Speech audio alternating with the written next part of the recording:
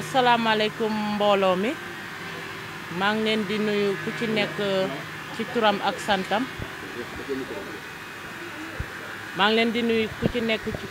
santam di bëral nuyoo ki nga xam ne moo waral bés bi muy madame Gaye Clara di nuyu aussi borom këram di monsieur Doro Gaye di leen di sant di leen di gërëm di leen di ñaanal aussi yàlla mi nga xam ne moo am fay yal na leen yàlla fay yal na leen may wër ak wërle li ñu indi fii yal na ko yàlla barkeel fam jóge aussi yal na ko yàlla fulandi ndax duñ ne guléet man yàgguma fi mais dégg naa fi seen tur c'est pas la première fois ñuy ñëw au niveau de la MAF de Liberté 6 di fi def ay action donc yàgg naa dégg seen tur mais xëy na tey la yàlla tudd suñu gisee di leen di jaajëfal bu baax man dama faral di wax ne administration pénitentiaire am na ñaari mission yoo xam ne mooy sécurité ak préparation à la réinsertion sociale. Sécurité bi ça nous incombe directement étant agent de l'administration pénitentiaire mais beneen mission bi di préparation bi dafa aaju ñu am ndimbalu bonne volonté yi comme ñii nga xam ne ñoo fi ñëw tey donc à nous seuls mënuñu dem ci côté boobu mais ñu ngi sant partenaires yi nga xam ne ñu ngi ci biti mais seen xel mu ngi ci biir donc may ñaax ñi nga xam ne ñoo nekk ci biir ñi nga xam ne ñi ci biti ñoom lañ fekk ci tey indil leen bagage yu bari yi di leen di wax rek ne ñu xam ne nekkuñu ñoom kese am na ñu ne ci biti mais ñu ngi leen di xalaat loolu rek jar na sant yàlla waaw jar na sant yàlla parce que nekk ci biir xam ne am na ñu ne ci biti mais ñu ngi ma bàyyee xel ñu ngi may xalaat sant yàlla la donc ma leen di ñaax yéen ngeen dolli góorgóorlu te dolli sant yàlla parce que c'est pas évident gaa metti na mais nattu la aussi te nattu danga koy muñ soo ko muñee bés dina ñëw yàlla teggil la ko dala fi jaarale pour am njàngat bu mu la jox ci àdduna parce que tey à l'heure bi ñuy wax nii am na ñoo xam ne ñu ngi ci hôpitaux yi mun na luñ seen bopp dara tey xëy na ay borom alal yu bari ñu nga foofu tey seen waa kër yi suñ leen newoon feebar bi ngeen tëdd nii feebar ak ñu yóbbu leen ci kaso bi ban moo leen ci gënal mën nañ ne kaso bee leen gënal parce que am sa wër dara sutu ko donc yéen a ngi fi macha allah yéen a ngi ci jàmm comme ni ngeen koy waxee li leen fi manqué du condition yu baax donc li leen manqué mooy la liberté d'aller et de venir comme niñ koy waxee ñu ngi fi mais droit boobu kese lañ ñàkk yeneen droit yi ñun ñi nga xam ne ñu ngi ci biti yéen ñi nga xam ne yéen a ngi ci biti droit yeneen yi ngeen am yëpp ñoom dañ ko conserver donc liberté bi mooy seen problème te loolu aussi dépendrul ci ñun administration pénitentiaire donc liggéey justice la ñun dañ ñuy dénk rek ñu yore ndénkaane bi heure bi ko ki ñu ko dénk soxlaa aussi nañu diw bi ma leen dénkoon bëgg naa ngeen bàyyi ko doo fi defaat lu ëpp 10 minutes wala 15 minutes maximum le temps ñuy def formalité yi donc maa ngi wax aussi suñu autorité yi nga xam ne ñoo permettre journée bi am maanaam mooy le colonel Jean Bertrand Bocandé bi nga xam ne moo autorisé bés bi ñu ngi koy sant ñoom itam di ko gërëm fàttewuñ aussi suñu IRAP mooy l'inspecteur Mbaye Sarr parce que mooy suñu kilifa nous sommes dans un corps boo xam ne c'est la hiérarchie donc ñun les chefs d'établissement mooy suñu chef direct bien vrai que ne colonel bi moo coiffé lépp mais ñun borom ñi yore kaso yi moom mooy suñu chef direct donc ñu ngi koy sant di ko gërëm aussi moom itam ndax yombalal ñu liggéey bi yombalal nañu ko bu baax a baax comme que nag dañoo nekk ci jamonoy yitte yu bari xam naa ne madame Gaye bàyyi na yitte yu bari ñëw fii tey ci MAF pour indi lii mu indi ñu ngi koy saluer bu baax a baax di ko rafetlu lu bëri aussi. C'est un geste de haute portée humanitaire et sociale donc ñu ngi la ciy gërëm bu baax di la ci sant encore une fois de plus di la ñaanal di ñaanal sa borom kër di ñaanal aussi groupe bi nga àndal parce que mënuñ lim donc ku lim juum ni ko olof di waxee man nag comme samay olof setul moo tax des fois duma ciy bëgg a xuus lu bëri donc ñu ngi leen di sant daal di leen di gërëm di leen di ñaanal lépp lu ngeen mun ren yal na ngeen mun lu ko ëpp déwén yàlla may leen wër ak wërle barkeel seen liggéey sàmm leen yiir leen te aar leen donc maa ngi gërëm ñëpp di sant ñëpp encore une fois de plus di sant suñu njiit yi comme ni ma ko waxee ci kaw ba ci suuf suñu pensionnaires yi aussi maa ngi leen di sant parce que yombalal nañ ñu liggéey bi parce que soo nangoo rek liggéey bi day yomb mais suñ fi nekkoon di kaas wala chaque jour ñu ñuy dégg donc dina métti ci ñoom dina métti ci ñun mais macha allah kenn du leen dégg ci dara famille lañ comme niñ koy waxee ay sœur lañ ñii ay yaay lañ ñii ay rakk ñii ay mag donc ñun leen di ñaax aussi ñu gën a góorgóorlu yokk muñ te bañ a fàtte ñaan ku ci nekk fa nga bokk ñi nga xam ne dañuy julli ñu bañ a fàtte julli di ñaan ñi nga xam ne ci prière lañ bokk aussi ñuy prière di ñaan yàlla gaaw teggi leen nattu bi ku nekk delluwaat sa famille parce que ñëpp xam nañ ne jigéen mooy société jigéen mooy famille boo xam ne yaay ji nekku fa en général day metti parce que góor comme niñ ko xamee c'est vrai que mooy chef de famille mais jigéen su nekkul ci kër rek day feeñ góor mën na ñàkk a nekk ci kër du feeñ mais jigéen ki su absent il suffit que mu absenté benn jour rek dañ koy sentir waxatuma la nag mu nekk ci biti lu bëri day metti donc ñu ngi ñaax aussi ñi nga xam ne ñooñu dénk ñi ñu gestu leen lijjante seen biir daal ci ni mu gën a gaawee bañ mën a delluwaat ci seen famille maa ngi leen di sant di leen di gërëm di leen di wax ne ngeen baal ma àq nag parce que wax neexul su amee lu ci jub yàlla la su amee lu ci dëng aussi man mii nga xam ne jaamam laa te matuma man la maa ngi leen ciy jéggalu àq bu baax a baax jërë ngeen jëf. salaamaaleykum yéen fi teew ñëpp maa ngi leen di nuyu di leen sant di leen gërëm ci seen teewaay tey di nuyu aussi pensionnaire u MAF yi ñu fi fekk di leen jox seen cër bu baax rawatina aussi ñi nga xam ne ñoom ñoo leen yore fii muy administration pénitentiaire bi madame la directrice ak son adjointe ak équipe fi nekk yëpp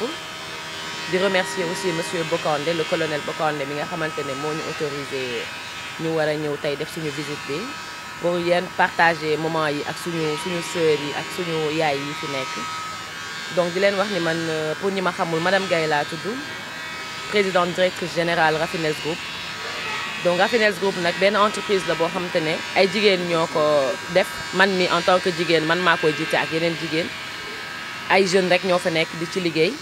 ay jeunes yu bëgg social yu am yërmande yoo xamante ne tamit jeunesse bi ak réew mi kese moo leen ñor te buñu ne jeunesse bi wax réew mi mënuñu ci dindi jigéen ñi mënuñu ci dindi ndaw yi donc comme ñun dañu am nag benn événement bu ñuy faral di def chaque décembre ba pare sargalee ko jigéen ñi def ko ci cadre valorisation de la femme suñu nee valorisation de la femme nag c'est-à-dire que femme yëpp la ñuy valoriser donc soirée boobu nekk soirée boo xam ni recettes yi ñu ciy am yëpp chaque année dañ ko indi fii ci MAF ndax yéen amaan na yeneen femmes yi nekk ci biti mën nañu gérer seen bopp mën nañ ñëw ci événement bi mën nañ partager ak ñun lu bari mën nañ jokkoo ci ay affaires yu bari ba ku si nekk yëg sa bopp ci valorisation boobu ñu bëgg a def mais yaakaar naa ñi nekk fii ñun bu ñu ñëwul ci ñoom duñ ci mën a gis seen bopp loolu moo waral nag liñ ciy am yëpp ñuy remercier autorités yi ñu si jàppale tamit parce que bari na ay bonne volonté yu nekk ci biti yoo xam ni événement bi bu jotee seen yitte yëpp mooy diñu jàppale ci communication bi ci wàllu koom yi lépp loo xam ne war nañ ko def artistes yi ñu ciy àndal ak ñëpp kenn ku ci nekk boo doon fayeeku tey 100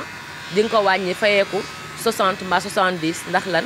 pour mën a participer ci don boobu nga xam ñun moom lañ fas yéene def ci MAF bi. donc kon ñun lépp luñ fiy indi ci at bi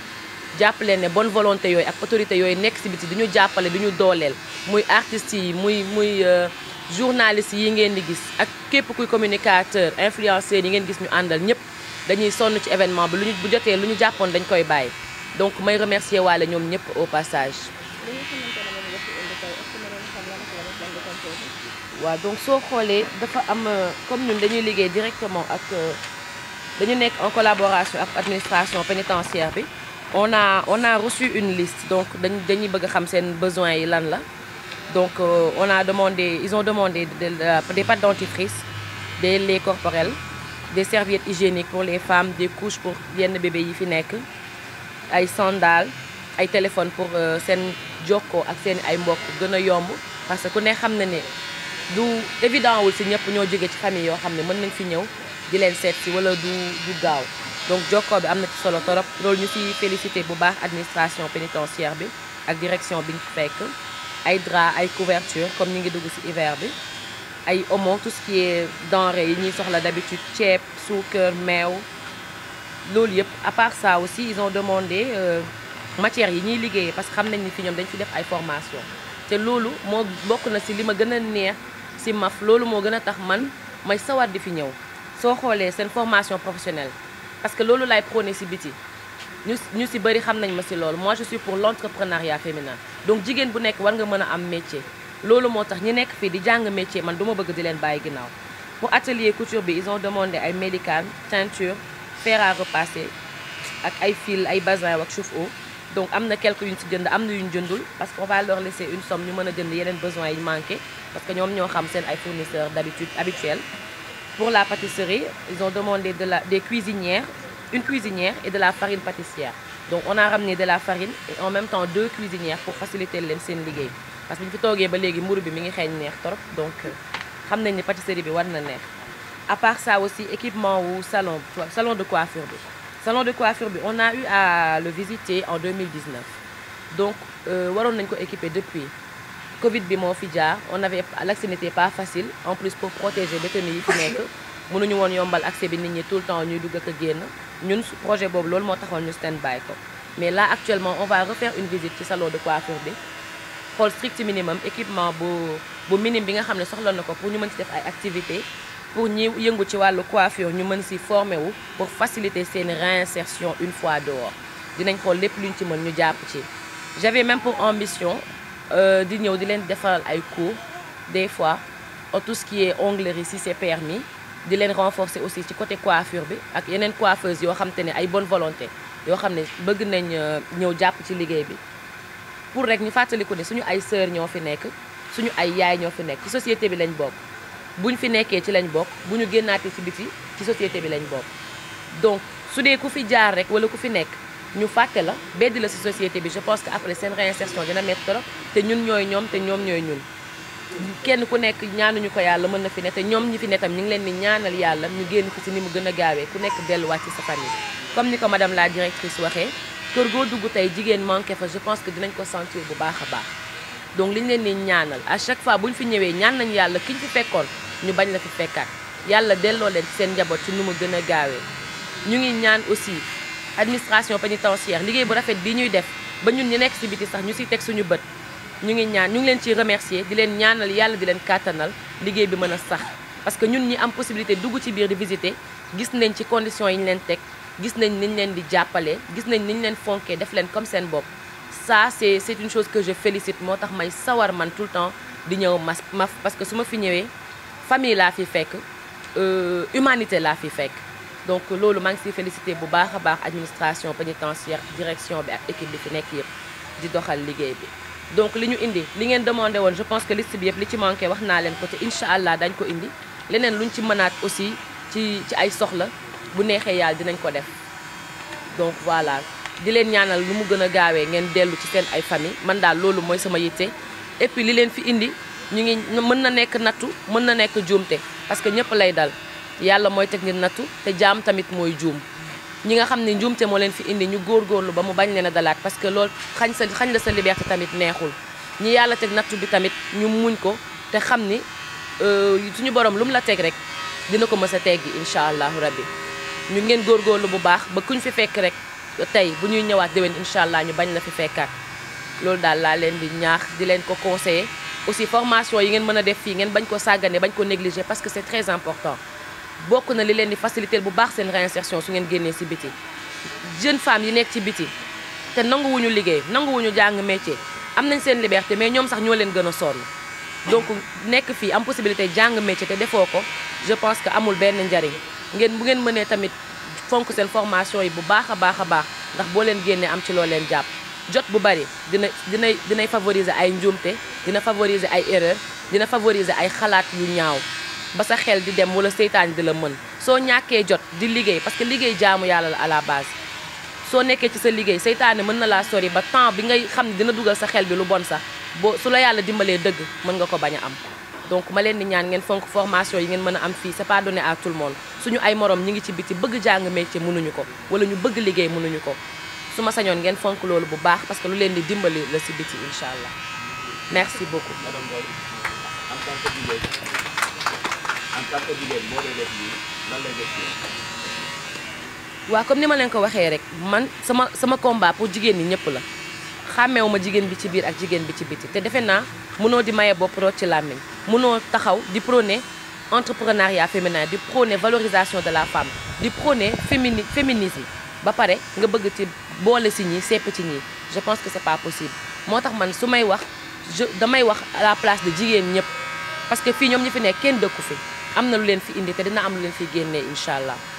donc en tant que jigéen c'est comme samay sœurs yi nekk ci biti ñu am seen ay soxla ma war koo mën a jàppale leen fajal leen ko te ñoom li ñuy nekk fii moo tax tey ma leen di indil lu ñuy soxla mais bu ñu nekkoon ci biti amaana neneen lay demee ndax man sa jigéen du ñëw wala jeune soxla dara ma yëkkati xaalis di la ko jox dama lay wan nan nga mën a def wala ma xool yow lan capacité nga am ak suñu borom yan lan la may loo xam ne boo ko exploité tey di nga ci génn te doo tàllal sa loxo madame Gaye wala doo ko tàllal keneen ak keneen donc loolu moo tax ma leen di gën a encouragé ndimbal gi ñu leen di dimbal neex na torop parce que fii lañ nekk mënuñu dem mais comme am nañ benn chance bu ndaw pour jàng métier nañ ko saisir parce que loolu mooy lu ëpp solo nga nekk ci biir wala ci biti loolu c'est très important dans la vie d'une femme.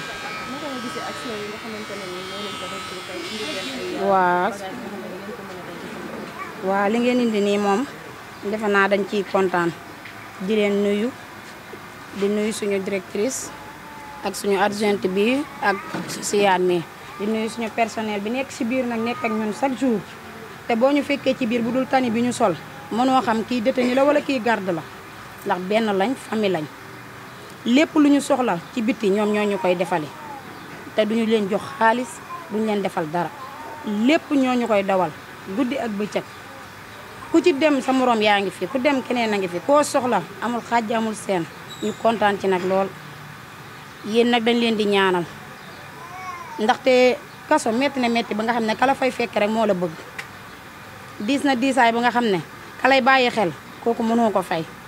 te defe naa ne mënoon ngeen a nekk si biti li ngeen am mënoon ngeen ko yóbbu feneen fodul ci ñun ndax kaso dañ ne ku fa dugg ñu jàppe am na ñoo xam ne dañ lay jàppee ne danga bon wala dara te kaso ku baax dina fa ne ku bon dina fa ne ñëpp a ngi ci fii wàlliwu dina nekk kaso koo xamul mooy kan dina nekk kaso dox dajala ñu leen sant di leen gërëm di leen ñaanal yàlla lépp loo leen fi indi ren bu déwénee yal na ngeen am lu ko ëpp lu sori seen njort di leen ñaanal nag képp ko leen fi fekk ci don yi boo leen di ñëwaat yàlla boo leen ko fi fekk yàlla na ngeen fi fekkaat ñeneen ñu dul ñun xaj na kaso da dul tëj waaye bu kaso doon tëj kon dama naan yàlla boo leen fi fekkati kenn waaye kaso du tëj ñu di leen sàkku ñaan di leen sàkk di leen sant di leen gërëm di gërëm ñëpp ñoo xamante ne ñii ñi ngi ñuy bàyyi xel ñoo ngi leen di ñaanal yal na leen suñu borom fay di leen ñaanal yàlla li ngeen bëgg seen àddina yal na leen ko suñu borom defal loolu daal la ñuy ñaan yàlla suñu borom. ndax mën nañu xam condition de vie yi ngeen nekkee fii parce que baax na wala baaxul. mooy li ma la wax léegi ñun suñu condition defe naa boo xoolee ñi jot a génn ñii yàgg nañ fi am na ñoo xam ne yàgg nañ fi trop mais tey bu ñu génnee danga naan démb lañ fi ñëw am na ñoo xam ne buñ jógee ci bitti ñëw fii ci ñun buñ taxawee ñu taxaw danga naan ñun ñoo jóge ci bitti te loolu defe naa condition bu rafet rek moo ko mën a maye. gis nañu ne que dañ leen di faral di installé ci biir ñu si bari gis nañ ne am na ay salon de couture am na ay salon de coiffure bi pour ngeen nekk si biir di si liggéey naka ngeen gisee loolu. loolu defe naa ñun moo ci gën a génne moo ñu ci gën a génne ndax kaso tëdd ko dafa métti kaso boo ci nekkee il faut que nga am ci loo yëngu soo bëggee mu oyof ci yow ñu ngi fi ci salon bi ñu ngi ci céréales ñu ngi ci couture bi ñu ngi ci lépp fépp fu waay bëgg yaa nga ca teinture beeg lépp am na fi te lépp dañ ñu koo yombalal fépp fu waay xam ne nii lee nga bëgg dañ la cay bind nga dem nekk ca ba yàlla suñu borom mi nga xam ne moo la fi dugal génnee la fi mën naa ne daal liberté lañ ñàkk waaye du métti du jafe-jafe du lenn loo xam ne lu ñu ñàkk la ci biir fi ñu nekk nii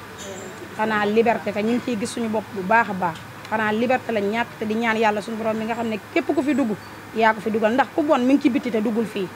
ku baax mi ngi ci fii te mënoon a nekk ci bitti mais ku ci nekk rek yàlla suñu borom moo xam la mu namm ci yow ba tax mu teg la fii ñuy ñaan yàlla suñu borom gën a oyofal natt bi teggil ñu ko ñu dellu ci suñu njaboot dellu ci bitti boole ñu ci société bi nag ndax xam nañ ne boole ngeen ñu ci seen biir ndax lii ku ko def dalaa boole ci biiram mais bu la boole wutoon ci boppam kon du ko def. seen diggante ak madame Gaye geste bi mu def tey nan ngeen ko gisee. liñ ko gisee mooy kontaan fu kontaan yem kontaan nañ ko mën nañ ne kontaan mënut a weesu kontaan waaye madame Gaye dañ koy ñaanal yokk ba yëg ko fu sorooru Touba bi yegg ña ngi lay ñaanal yan na nga ko sut dund ba romb fa nga bëgg a romb yal na la yàlla suñu borom aar bépp njaboot ak képp ku ànd ak yow yal na la suñu borom sàmm ñëpp sàmm mboolem jullit yokk la ba yëg la may la gudd fan ak wér gi yaram loolu lañ lay ñaanal yaag sa borom kër ngeen juboo yàlla may la njaboot gu barkeer yàlla loolu lañ lay ñaanal di la ko ñaanal képp ku bokk ci yow yal na leen ko suñu borom jàppalee merci beaucoup.